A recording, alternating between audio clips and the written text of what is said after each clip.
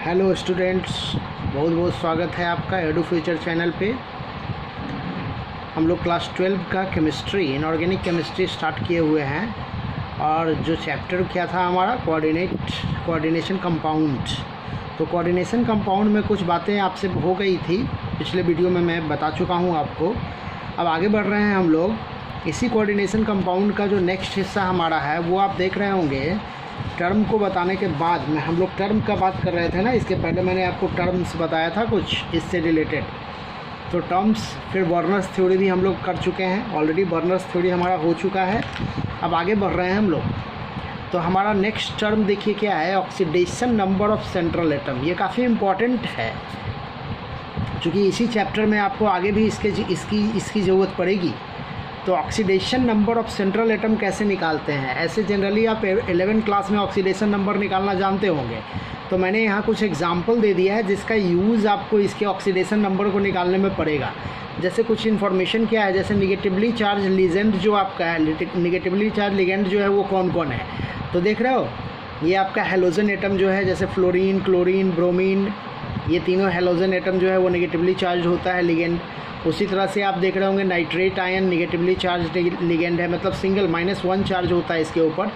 Cyanide ion आप देख रहे होंगे, थायोसाइनाइड आप देख रहे होंगे, हाइड्रोक्साइड आयन आप देख रहे होंगे। तो ये सारे जो आप देख रहे हो ये सब क्या है, निगेटिवली चार्ज लिगेंड है। खासकर इसका जो चार्ज होता है वो -1 चार्ज होता है इस पर।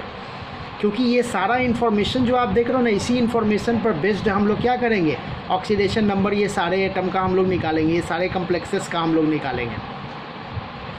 तो अब मैं बात कर रहा हूँ जब मेरा क्या हो, 2 निगेटिव चार्ज हो। तो 2 निगेटिव चार्ज किस में होता है, तो कार्बोनेट हो गया, ऑक्सोलेटो, देखो ऑक्जेलिक एसिड का ये है ना, ऑक्सोलेट आयंस जो होता है उसमें भी होता है ये।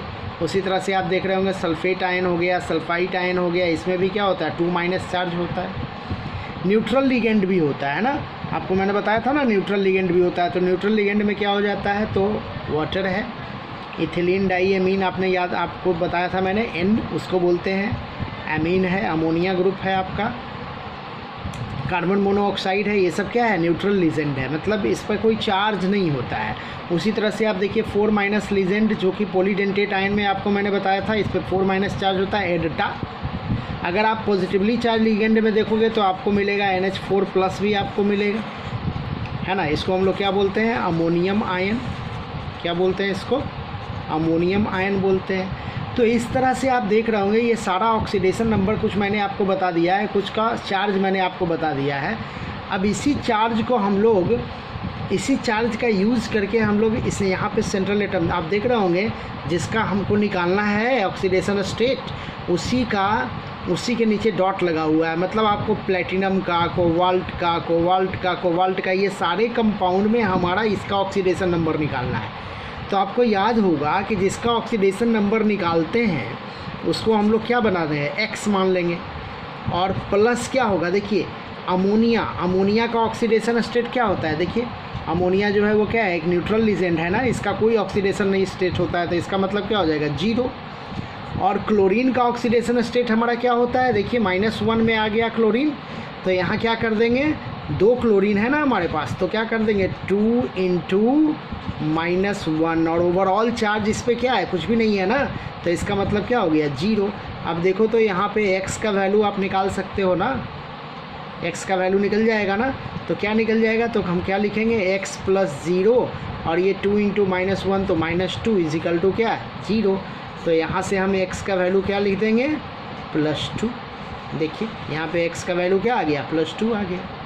उसी तरह से इस कंपाउंड को अगर हम लोग देखते हैं, कोबाल्ट का हमको निकालना है, तो कोबाल्ट जिसका निकालना है उसको क्या मानते हैं, X, और प्लस NH3 का क्या हो जाएगा, 0, और प्लस क्या हो जाएगा, देखिए NO2 जो होता है उसका क्या होता है भाई, तो इसका होता है -1, NO2 का क्या होता है, -1।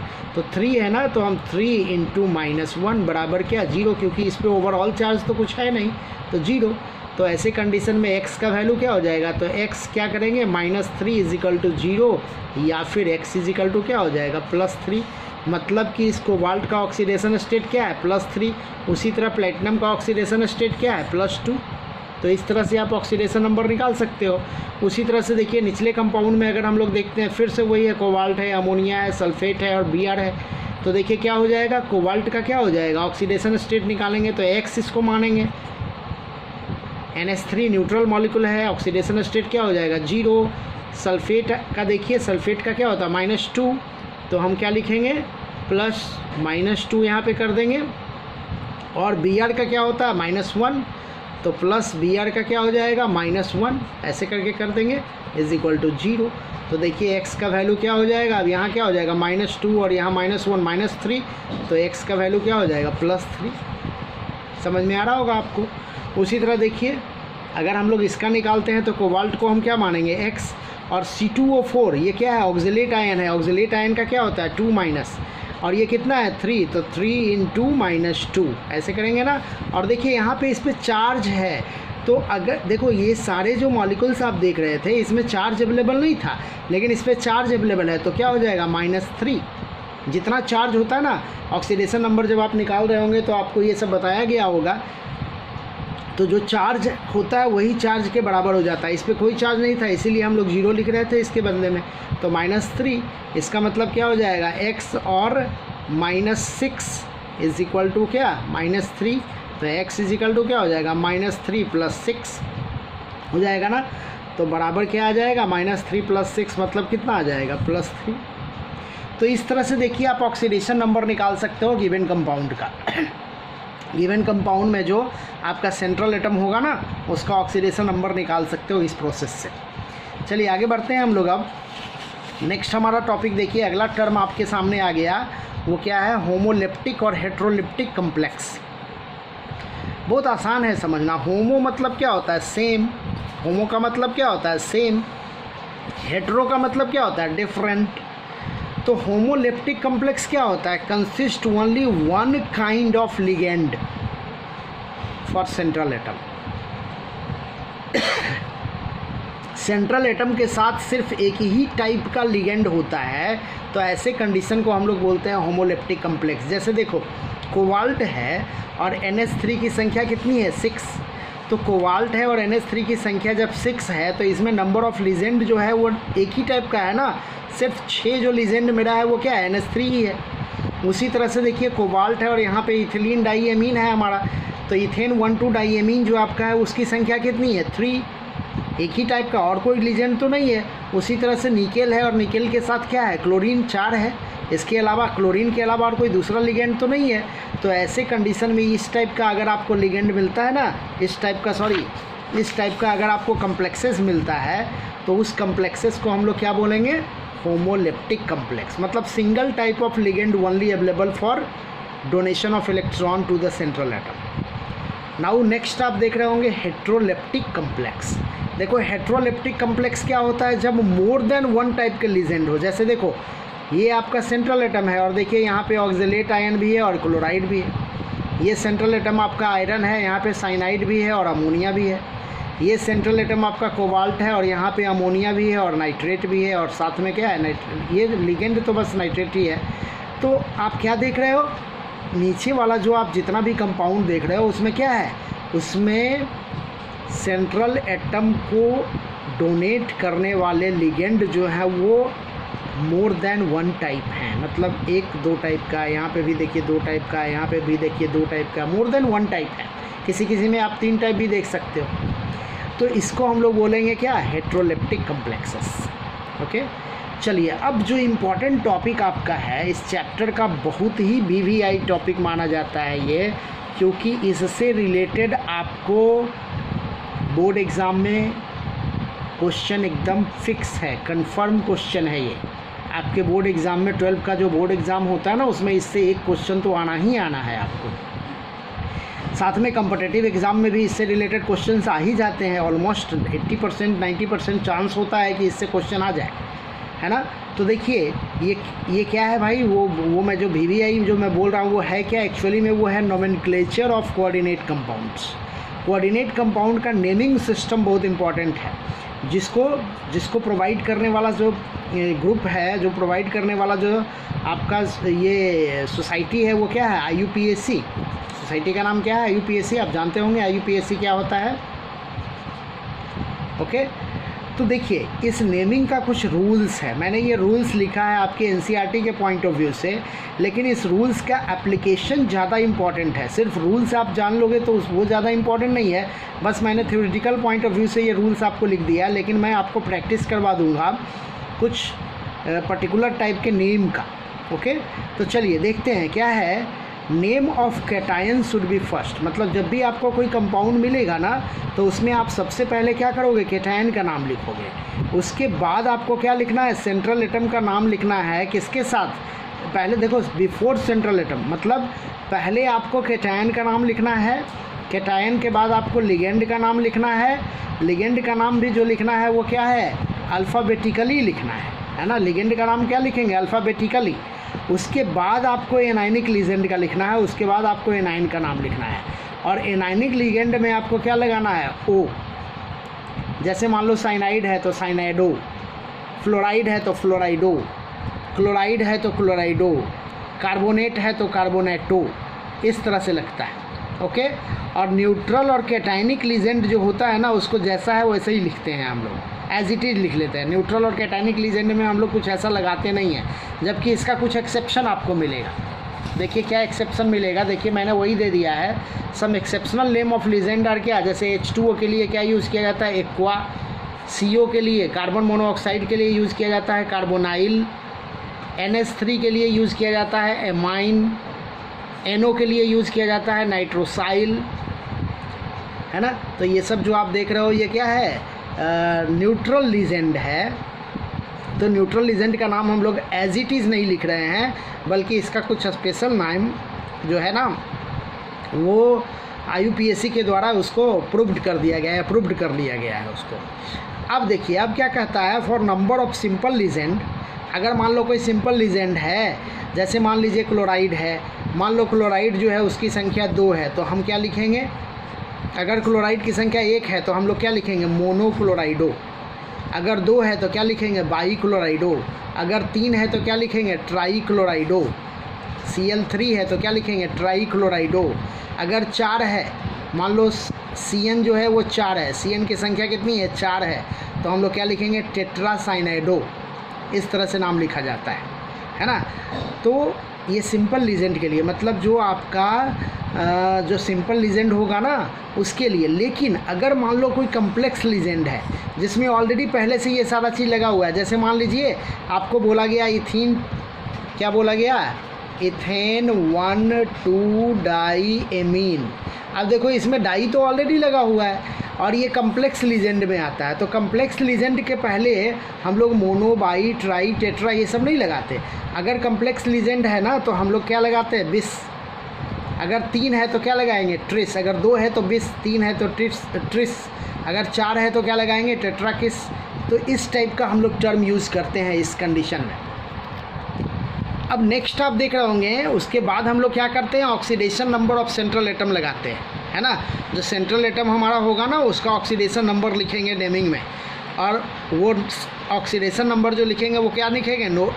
मतलब रोमन फॉर्म में लिखेंगे उसको। ऐसा नहीं है कि 1 2 3 डायरेक्ट आप नहीं लिख सकते। 1 के लिए ऐसे, 2 अगर लिखना है तो इस तरह से, 3 लिखना है तो इस तरह से, ऐसे उसका लास्ट में लिखते हैं और उसको हम लोग एक ब्रैकेट के अंदर रख देते हैं। ओके, तो ये कब लिखेंगे? मेटल के नाम के बाद। जो सेंट्रल एटम का मेटल होगा ना उसके नेम के बाद हम लोग ऐसा कुछ करेंगे। ओके, और फिर क्या कहता है? If the complex ion is cation the name of metal without any change. अगर मान लो जो कैटायन का पार्ट है, अगर मान लीजिए कम्प्लेक्स एटम जो है ना, मान लीजिए कम्प्लेक्स एटम में अभी आपको एग्जांपल दूंगा तो ये ज़्यादा क्लियर हो जाएगा कि कम्प्लेक्स एटम जो है वो अगर कैटायन का पार्ट है तो उसमें कोई चेंजेस नहीं रखेंगे। लेकिन अगर वो एनायन का पार्ट है ना, इफ़ कम्प्लेक्स आयन एनायन, तब हम लोग मेटल में क्या लगाते हैं? 8 लगाते हैं। तब हम लोग मेटल में क्या लगा देंगे? 8 लगा देंगे।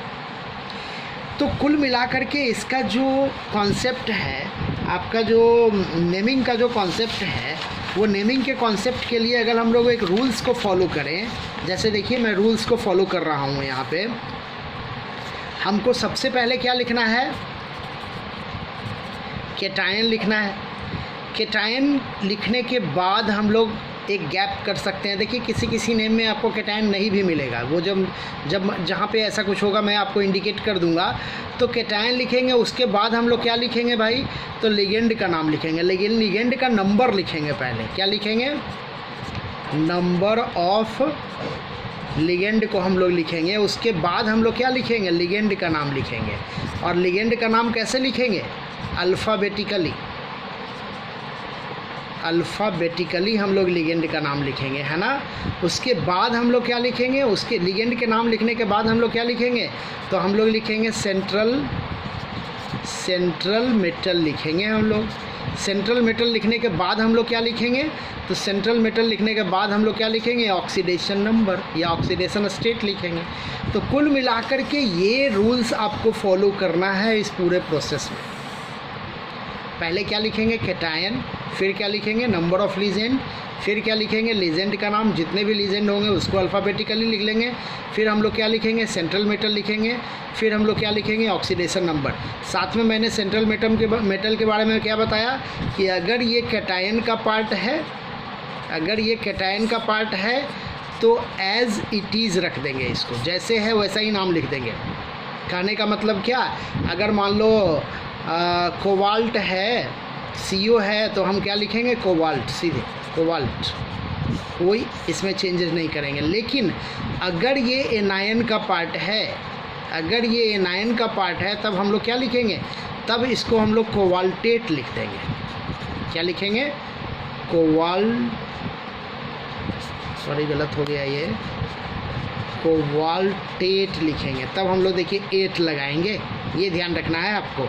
और ऑक्सीडेशन नंबर जो मैंने अभी आपको बताया, ऑक्सीडेशन नंबर निकाल करके हम लोग सीधे ऑक्सीडेशन नंबर लिख लेंगे उसका। तो चलिए देखते हैं इसको हम लोग आगे। अब देखिए नीचे मैंने एग्जांपल दिया है कुछ, देखिए क्या है, COCl2N2। अब देखो सबसे पहले आपको पहचानना है, ये पूरा का पूरा कोऑर्डिनेट स्फीयर है आपका, ये क्या हो गया, सेंट्रल एटम हो गया, कोबाल्ट। ये क्या है, क्लोरिडो। देखिए माइनस चार्ज है, तो मैंने अभी बताया ना कि अगर माइनस निगेटिवली चार्ज अगर कोई लिगेंड है तो उसके लास्ट में O लगता है, तो क्लोरिडो। N है, ये क्या है, न्यूट्रल एटम है ना। तो न्यूट्रल एटम है तो जैसे है वैसे ही रख देंगे, ethane diamine, ethane 1,2 diamine as it is रख देंगे हम लोग इसको। अब देखो तो पहले अल्फ़ाबेटिकली अगर हम लोग देखें तो पहले क्लोरिडो आता है कि पहले इथेन 1,2 डाईएमीन आता है, ऑटोमेटिकली पहले क्या आ जाएगा, इथेन 1,2 डाईएमीन। और कितनी संख्या है इसकी, 2। अब देखो इथेन 1,2 डाईएमीन जो है उसमें डाई लग रहा है ना, मतलब ये कम्प्लेक्स है। मैंने अभी आपको बताया ना कि इथेन 1,2 डाईएमीन में ऑलरेडी डाई लगा हुआ है, तो डाई लगा हुआ है तो आप इसको इस 2 के लिए आप डाई नहीं यूज़ करेंगे, आप क्या यूज़ करेंगे, बिस। क्या यूज़ करेंगे, बिस यूज़ करेंगे। देखिए यहाँ वही बताया गया था आपको। तो इसका नाम क्या हो जाएगा। और अच्छा, इसमें कोई पॉजिटिवली चार्ज आयन तो अवेलेबल नहीं है, कैटायन पार्ट तो कोई अवेलेबल नहीं है ना। तो हम इसका नाम क्या रखेंगे, अब देखिए क्या नाम हो जाएगा, तो आगे लिखें। अच्छा एक बात और मैं बता दूं आपको, जो हम लोग नेमिंग करेंगे ना, उस नेमिंग को हम लोग जनरली क्या होता है, स्मॉल लेटर से ही लिखते हैं। तो हम लोग क्या नाम रखेंगे इसका, तो हम लोग इसका नाम कैसे लिखेंगे। अब देखिए ये है आपका क्लोरिडो और ये क्या है, इथेन 1,2 डाईएमीन। अब देखो पहले C आएगा कि पहले E आएगा, तो अल्फ़ाबेटिकली में पहले कौन आता है, C आता है। तो क्या नाम लिखेंगे हम लोग इसका नाम लिखेंगे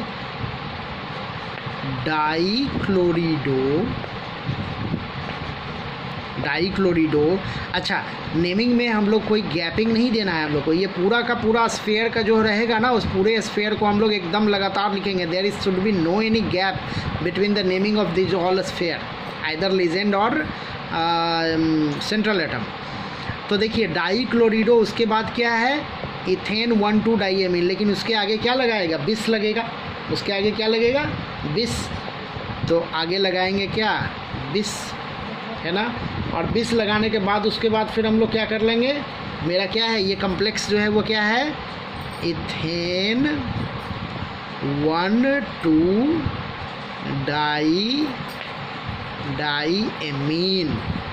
अब देखो ये जो कम्प्लेक्स है ना, तो कम्प्लेक्स जो होगा उसको हम लोग क्या करेंगे, ब्रैकेट में लिखेंगे, इथेन 1,2 डाईएमीन।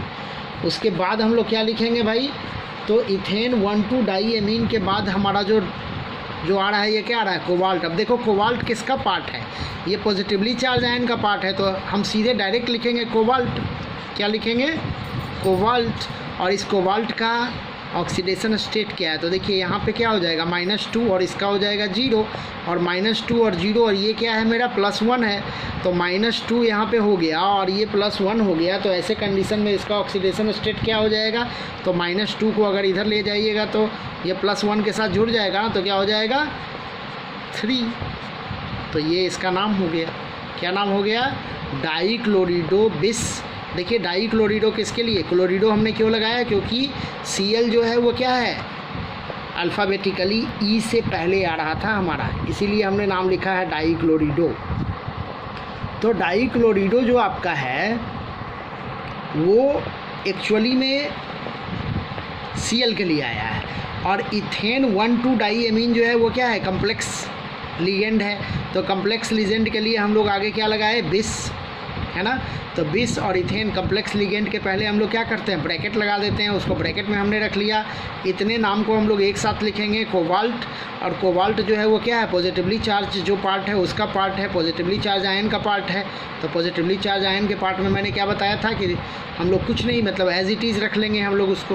तो एज इट इज़ रख लिया कोबाल्ट, और उसका ऑक्सीडेशन स्टेट क्या हो जाएगा, तो -2 आपका यहाँ पे, यहाँ के लिए क्या हो जाएगा, देखिए इसका -1 होता है, तो -1 होता है तो 2 × -1 तो -2 हो जाएगा। जब ये इस तरफ जाएगा तो ये +1 के साथ जुड़ेगा तो +3 हो जाएगा। तो इस तरह से इसका नेम हो गया। अब नेक्स्ट आप देखिए, अगला जो आपका दिया हुआ है वो क्या है, क्रोमियम है, अमोनिया है, वाटर है, और फिर यहाँ क्या है, क्लोराइड है ना। तो इसका नेमिंग हम लोग देखते हैं। तो देखिए यहाँ पे क्या हो जाएगा, अब यहाँ पे क्या है, ये एमीन है और ये क्या है, एक्वा है ना। तो पहले अल्फ़ाबेटिकली कौन आएगा, एमीन आएगा कि एक्वा आएगा, तो पहले तो आपको आएगा क्या, एमीन, एक्वा तो बाद में आएगा। तो हम लोग क्या लेते, देखिए एमीन की संख्या कितनी है, 3, तो हम क्या लिखेंगे, ट्राई, और एमीन, ट्राई एमीन। और वाटर के लिए क्या हो जाएगा, ट्राई एक्वा। वाटर के लिए क्या हो जाएगा, try aqua, try amine, try aqua. अब देखिए ये क्रोमियम किसका पार्ट है, पॉजिटिव का कि निगेटिव का, तो देखिए तो अगर हम इसको तोड़ते हैं तो मेरा क्या हो जाएगा, अगर मैं इसको डिसोसिएट करूं तो देखिए 3Cl- होगा, और इतना मेरा इतना जो मेरा हो जाएगा क्या हो जाएगा, 3+, ये हो जाएगा 3+, और ये क्या हो जाएगा 3Cl-, ऐसा कुछ हो जाएगा ना। देख रहे हैं, इसको अगर हम लोग तोड़ें तो 2 पार्ट में टूटेगा ना ये कंपाउंड। एक्चुअली में देखिए 2 पार्ट में टूटेगा, कैसे टूटेगा देखिएगा, CrNH3 का 3, H2O का 3, इतना पार्ट एक हो जाएगा, और साथ में टूटेगा 3Cl-, क्या टूटेगा, 3Cl-। देखिए टोटल नंबर ऑफ आयन्स अगर आप देखोगे ना तो 3Cl- और एक आयन ये हो जाएगा प्लस, है ना। तो टोटल नंबर ऑफ आयन इसमें कितना हो जाएगा, 4। टोटल नंबर ऑफ आयन की संख्या इसमें कितनी हो जाएगी, 4 हो जाएगी। ये ध्यान दीजिएगा, कभी कभी ऐसा भी क्वेश्चन पूछा जाता है कि आपको एक कम्प्लेक्स दे दिया जाता है और आपसे पूछा जाता है कि टोटल नंबर ऑफ आयन्स जो होगा डिसोसिएट कितना कर जाएगा। तो देखिए इतना एक साथ रहेगा और इतना अलग रहेगा, 3Cl अलग रहेगा, तो टोटल नंबर ऑफ आयन्स कितना हो जाएगा, 4। तो देखिए ये जो मेरा क्रोमियम है वो किसका पार्ट है, पॉजिटिव का पार्ट है, तो पॉजिटिव का पार्ट है तो एज इट इज़ रखा जाएगा इसको। तो यहाँ पे हम क्या रख देंगे, क्रोमियम। और क्रोमियम पे चार्ज कितना है, तो देखिए तो क्रोमियम पे कितना चार्ज हो जाएगा, इसका 0, इसका 0 और इसका 3- बराबर 0, तो 3+ चार्ज हो जाएगा, लिखा हुआ भी है। तो आगे क्या लिख देंगे, 3, और ये क्या हो जाएगा, फिर लास्ट में हो जाएगा आपका क्लोराइड। इसके लास्ट में क्या हो जाएगा, क्लोराइड, है ना। अब देखिए इतने नाम को हमने जो इस स्फीयर के अंदर था, जो इस बिग ब्रैकेट के अंदर था, उसको हमने एक साथ लिखा है, कहीं भी आप गैप नहीं देख रहे होंगे। लेकिन इस बिग ब्रैकेट के बाद में जो है उसको हम लोग क्या लिखे, अलग लिख दिया, तो वही हो गया try amine, try aqua, chromium 3 chloride. Okay, तो इस तरह से आप समझ गए होंगे कि ये नेमिंग कैसे लिखा जा रहा है। चलिए कुछ और भी प्रैक्टिस हम लोग कर लेते हैं इसी से रिलेटेड। अब देखिए अगला जो आप देख रहे होंगे वो क्या है, पोटासियम।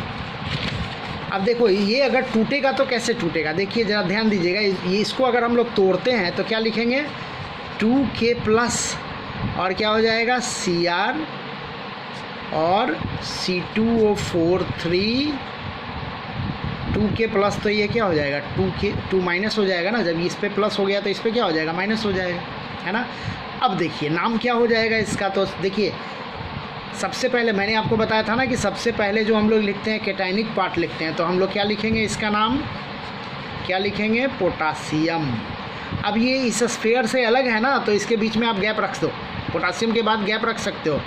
अब देखिए पहले ये नहीं लिखेंगे, ये मेरा सेंट्रल मेटल है ना, तो ये क्या है मेरा ऑक्जेलिक एसिड का पार्ट है, ऑक्सोलेटो, क्या है ऑक्सोलेटो, और ऑक्सोलेटो जो है वो कितना है 3 है, कितना है ऑक्सोलेटो 3 है, तो 3 ऑक्सोलेटो है, तो इसको हम लोग क्या बोलेंगे भाई, तो 3 ऑक्सोलेटो के लिए हम लोग क्या बोलेंगे ट्राई ऑक्सोलेटो, पोटासियम। फिर क्या लिखे, यहाँ पे गैप है, सॉरी मैं यहाँ पे गैप कर देता हूँ, गैप रहना चाहिए, और ट्राई ऑक्सोलेटो, ट्राई ऑक्सोलेटो, और उसके बाद क्या क्रोमियम, क्रोमियम होगा कि क्रोमेट होगा, ज़रा ध्यान दीजिएगा, ये माइनस निगेटिवली चार्ज पार्ट है ना यहाँ पे, तो क्या हो जाएगा क्रोमेट, क्या हो जाएगा क्रोमेट। और क्रोमेट, अब इस क्रोमियम का चार्ज क्या है ज़रा ये मैं देख लूँ, तो देखिए इसका चार्ज होता है +1 और इसका चार्ज होता है -2। अब देखो तो +1 हो जाएगा, तो इसका ऑक्सीडेशन नंबर अगर हम लोग निकालें तो क्या हो जाएगा, यहाँ से +2 हो जाएगा, और यहाँ देखिए 6 हो जाएगा ना, -6, तो +2 - 6, तो कितना बच गया मेरे पास, देखिए अगर मैं इसको निकाल दूँ आपके सामने, जो मैंने पुराना मेथड आपको बताया था उस मेथड से मैं निकाल रहा हूँ, क्या हो जाएगा 2 + 2 हो जाएगा, 2 प्लस क्रोमियम को हम लोग क्या मान लेंगे x मान लेंगे, और इसके लिए क्या हो जाएगा +3 × -2, ऐसा हो जाएगा ना, = क्या 0, तो हम क्या लिखेंगे 2 + x - 6 = क्या 0, तो x = क्या हो जाएगा, तो x = हो जाएगा 4। तो यहाँ पे क्रोमियम जो आप देख रहे हो, क्रोमेट जो आप देख रहे हो, उसमें उसका जो ऑक्सीडेशन स्टेट क्या है आपका 4, ऐसे लिख देंगे हम लोग, है ना, ये नेमिंग हो गया। नेक्स्ट आप देख रहे होंगे अगला जो नेमिंग आपका दिया हुआ है वो क्या है, देखिए AgNH3 का होल 2 और AgCN का होल 2, ऐसा कुछ दिया हुआ है। अब देखो AgNH3 का होल 2, तो ये क्या है डाईएमीन है, ये क्या है डाईएमीन है, और डाईएमीन किसके साथ जुड़ा हुआ है, सिल्वर के साथ जुड़ा हुआ है ना, और यहाँ पे फिर क्या हो जाएगा डाईसाइनाइडो, और ये भी जुड़ा हुआ है किसके साथ, सिल्वर के साथ जुड़ा हुआ है, तो हम लोग क्या नाम रखेंगे भाई इसका, इसका नाम रखेंगे क्या डाईएमीन सिल्वर, डाईएमीन सिल्वर, और इस पर इसका देखिए इसका जो सिल्वर का जो ये है ऑक्सीडेशन स्टेट है वहाँ पे क्या है, तो सिल्वर का ऑक्सीडेशन स्टेट यहाँ पे क्या है 1 है, और उसके बाद क्या लिखेंगे डाईसाइनाइडो,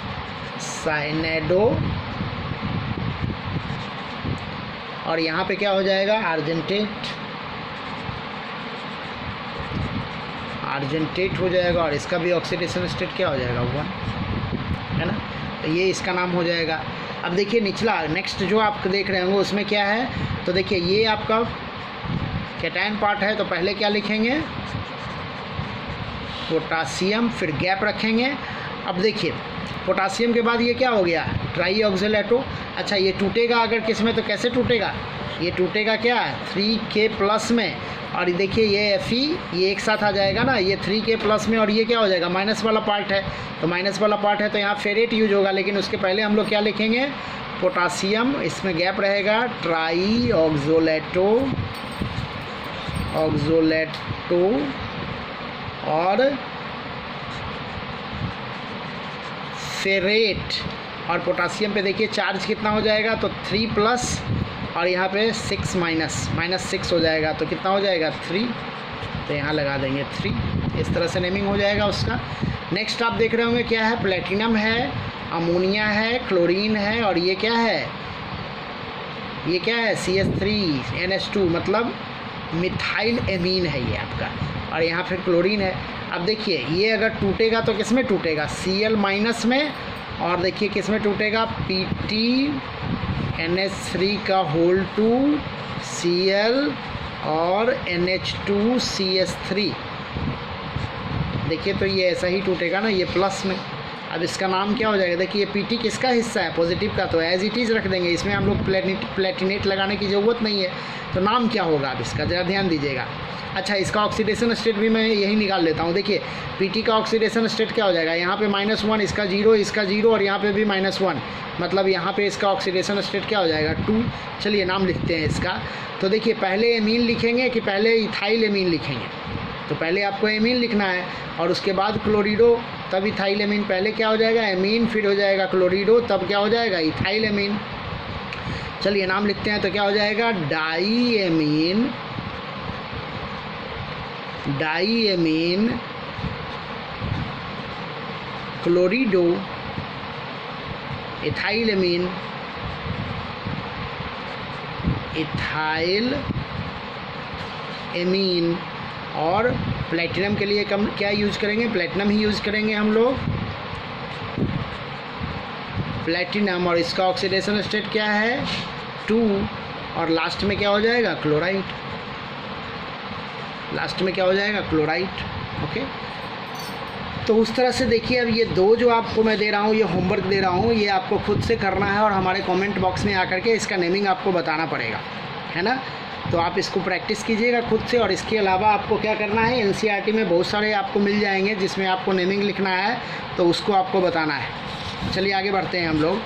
अब हम लोग बात कर रहे हैं कि writing the formula of mononuclear. मतलब अभी हम लोगों ने बात किया कि क्या, कि अगर मान लो फार्मूला दिया हुआ है तो नेमिंग लिखते हैं। अब नेमिंग दिया हुआ है तो फार्मूला कैसे लिखेंगे? तो देखिए सबसे पहले हम लोग सेंट्रल एटम को आइडेंटिफाई करते हैं फार्मूला में, सॉरी नेमिंग में। सबसे पहले आपको क्या करना है? सेंट्रल एटम लिखना है, सेंट्रल एटम को आइडेंटिफाई करना, उसके बाद लिगेंड को आइडेंटिफाई करना और उसको अल्फ़ाबेटिकली हमको मेंशन करना है। फिर हमको क्या करना है? पॉलीडेंटेट लिगेंड को भी आइडेंटिफाई करना है और उसको भी अल्फ़ाबेटिकली करना है और उसके पोजीशन को भी वहीं पे रखना है जहाँ पे उसका अल्फ़ाबेटिकली उसका नेम, उसका वैल्यू आता है। फिर हमको क्या करना है? पूरा इंटायर कोऑर्डिनेट इंटाइटीज़ को इंक्लूड करना है एक स्क्वायर ब्रैकेट के अंदर। मैंने आपको बताया ना कि जो आपका सेंट्रल एटम है और लिगेंड जो है, इसको हम लोग स्क्वायर ब्रैकेट के अंदर रखेंगे। और क्या रखेंगे भाई? तो कोई स्पेस नहीं डालेंगे, है ना। जब भी फार्मूला हम लोग लिखेंगे तो ऐसा नहीं कि फार्मूला के बीच में कोई स्पेस डाल देंगे। जैसे नेमिंग के बीच में भी आप देख रहे होंगे कि ब्रैकेट के अंदर जो था उसके बीच में कोई स्पेस अवेलेबल नहीं था। उसके बाद कहता है कि without counter ion change charge of coordinate ion entities को हम लोग उसके राइट में लिखते हैं। मतलब अगर मान लो कि काउंटर आयन जो है ना, उसके चार्ज को या उसका कोऑर्डिनेट इंटाइटीज जो होता है ना, उसको जस्ट हम लोग उसके, जैसे मान लीजिए ऐसे लिखेंगे तो इसके ऊपर में लिखेंगे, यहाँ पे, है ना, वही लिखा हुआ है, राइट सुपरस्क्रिप्ट में लिखते हैं। देखिए ये नियम तो ऑलरेडी लिखा हुआ है, लेकिन जब आप इसको अप्लाइड करोगे तो आपको ज़्यादा अच्छा से समझ में आएगा। और क्या है? The charge of cation should be balance with charge of anion. जो भी एनायन और कैटायन होगा उसको हम लोग बैलेंस करेंगे चार्ज से। तो चलिए देखते हैं, इससे रिलेटेड कुछ नेमिंग हम लोग कर रहे हैं। नेमिंग का फार्मूला देख लेते हैं। अब देखिए क्या लिखा हुआ है, tetra ammine aqua chlorido cobalt 3 chloride, ये लिखा हुआ है ना। अब टेट्रा एमीन कहने का मतलब क्या होता है? NH3 का होल 3, उसके बाद क्या है? एक्वा क्लोरिडो। अब देखो एमीन के बाद आएगा एक्वा, तो एक्वा के लिए हम क्या करेंगे? H2O। क्लोरिडो, क्लोरिडो के लिए हम लोग क्या करेंगे? Cl, बीच बीच में आप डॉट लगा सकते हैं। उसके बाद क्या है? कोबाल्ट। कोबाल्ट को किधर रखेंगे? देखिए ये सेंट्रल एटम है ना, तो कोबाल्ट को हम लोग आगे रखेंगे, कोबाल्ट। अब 3 क्लोराइड है तो इसको हम लोग बिग ब्रैकेट के अंदर डाल देंगे और यहाँ रख देंगे क्लोरीन और चार्ज को बैलेंस करेंगे, है ना। कैसे करेंगे भाई चार्ज को बैलेंस? देखिए तो अच्छा कोबाल्ट है, इसका मतलब क्या है? ये कोबाल्ट किसका पार्ट होगा? पॉजिटिवली चार्ज आयन का पार्ट हो जाएगा। तो देखिए चार्ज को कैसे बैलेंस करेंगे? ऑक्सीडेशन नंबर से बैलेंस करेंगे। अब देखिए कोबाल्ट का चार्ज क्या है? तो यहाँ पे इसका 0, इसका 0, तो यहाँ क्या है? -1 चार्ज है। और यहाँ पे क्या हो जाएगा? -1, देख रहे हैं। अगर ओवरऑल देखते हैं हम लोग तो इसका ओवरऑल चार्ज कितना होना चाहिए? 0 होना चाहिए। तो यहाँ -1 और यहाँ -1, तो ऐसे कंडीशन में क्या हो जाएगा? 2 हो जाएगा ना। तो इसका चार्ज क्या हो जाएगा? यहाँ पे हम कर देंगे 2। तो 2 करने के लिए हम लोग क्या करेंगे? यहाँ पे 2 लगा सकते हैं, या फिर इस पर आप 2 भी लिख सकते हो, है ना। आप ऐसा कर सकते हो। तो क्या नाम था इसका? Tetra amino aqua chlorido cobalt 3 chloride. Tetra amino, अच्छा देखिए यहाँ पे गलती हो गई थी, यहाँ पे क्या हो जाएगा 4 हो जाएगा ना, टेट्रा एमिनो। और एक्वा क्लोरिडो, एक्वा के लिए आपको H2O को भी अंदर करना है, ब्रैकेट के अंदर ही रखिए इसको आप, तब क्लोरिडो, ये सही है। अब क्या है कोबाल्ट 3 क्लोराइड, तो आगे में क्या लगा देंगे इसके आगे में हम लोग लगा देंगे 2, क्योंकि चार्ज को बैलेंस करेंगे उसके हिसाब से हम लोग। अब नेक्स्ट देखिए क्या है, डाई क्लोरिडो बिस इथेन 1,2 डाइएमीन कोबाल्ट 3। अब देखो क्लोरिडो और इथेन 1,2 डाइएमीन में पहले क्या होना आ जाएगा क्लोरिडो, तो हम क्या करेंगे Cl2 लिख देंगे, डाई क्लोरिडो। अब बिस इथेन 1,2 डाइएमीन, तो यहाँ पे आपको क्या लिख देना है N, और N के बाद देखिए बिस है ना तो 2 लगा देंगे यहाँ पे। उसके बाद कोबाल्ट, कोबाल्ट को कहाँ रखना है, आगे रखना है, और इसको हम लोग एक बिग ब्रैकेट के अंदर डालेंगे। अब देखिए कोबाल्ट का वैलेंसी कितना होना चाहिए 3। अब देखिए यहाँ से कोबाल्ट की वैलेंसी 3 है कि नहीं, तो यहाँ से तो पता चल रहा है कोबाल्ट की वैलेंसी 1 ही है, तो ऐसे कंडीशन में 3 वैलेंसी इसकी कैसे होगी। तो देखिए 2 यहाँ से अगर हम लोग देखते हैं तो कोबाल्ट की वैलेंसी कितनी है 2। अगर आप इसको 3 बनाना चाहते हैं तो आपको यहाँ क्या लगाना पड़ेगा, माइनस चार्ज लगाना पड़ेगा, तो ये हो जाएगा कोबाल्ट 3। ओके, नेक्स्ट हम लोग देख रहे हैं वो अगला क्या है मेरा, पेंटाएमीन कार्बोनेटो कोबाल्ट 3 क्लोराइड। देखिए पेंटाएमीन, पेंटाएमीन कहने का मतलब क्या होता है NH3 का 5। कार्बोनेटो, कार्बोनेटो क्या हो जाएगा CO3, कार्बोनेटो CO3, इसको भी आप ब्रैकेट में डाल सकते हो।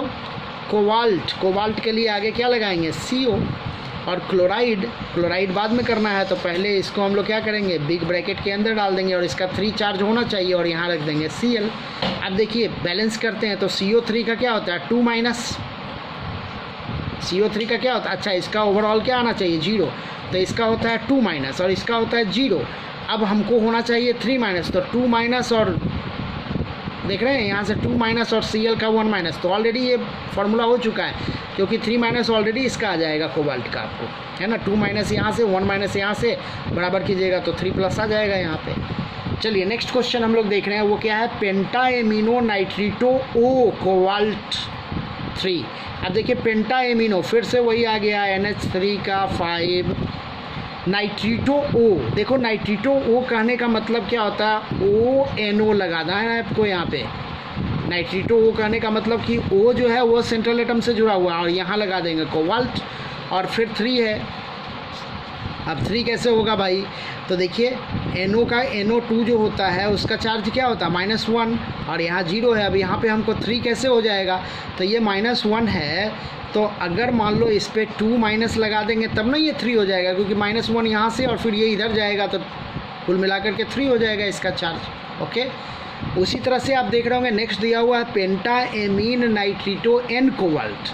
जब देखो यही यहाँ पे जब नाइट्रिटो O कोबाल्ट था तो O का अटैचमेंट था, लेकिन N कोबाल्ट है तो N का अटैचमेंट, बाकी सारा फॉर्मूला वही है। तो NH3 का 5 और यहाँ CO लगा देंगे, और यहाँ NO2 लगा देंगे।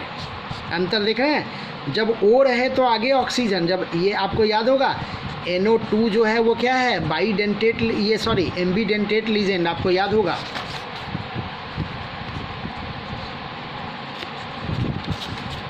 एम्बीडेंटेट लीजेंड आपको याद होगा, जिसमें क्या बताया गया था कि ONO और N डबल बॉन्ड O, ये अगर मेटल को दे रहा है तो हम लोग बोलेंगे क्या O नाइट्रिटो, नाइट्रिटो O, और अगर ये मेटल को दे रहा है तब हम लोग क्या बोलेंगे N, नाइट्रिटो N। तो वही है ये, और फिर इसको बिग ब्रैकेट के अंदर रख देंगे, और यहाँ क्या रख देंगे 2 माइनस। तो इस तरह से आप देख रहे होंगे कि आपको मैंने बता दिया फार्मूला कैसे लिखते हैं, फार्मूला कैसे लिखते हैं, और हम लोग अगर फार्मूला दिया हुआ है तो उसका नेम कैसे लिखते हैं। तो काफ़ी इम्पॉर्टेंट टॉपिक है इस चैप्टर का, मैंने पहले भी बताया आपको। इससे रिलेटेड बहुत सारे क्वेश्चंस आपको मिल जाएंगे, और आपको NCERT में जाना है, और इससे रिलेटेड जितने भी क्वेश्चंस आपको बनते हैं वो सारे आपको बनाने हैं, और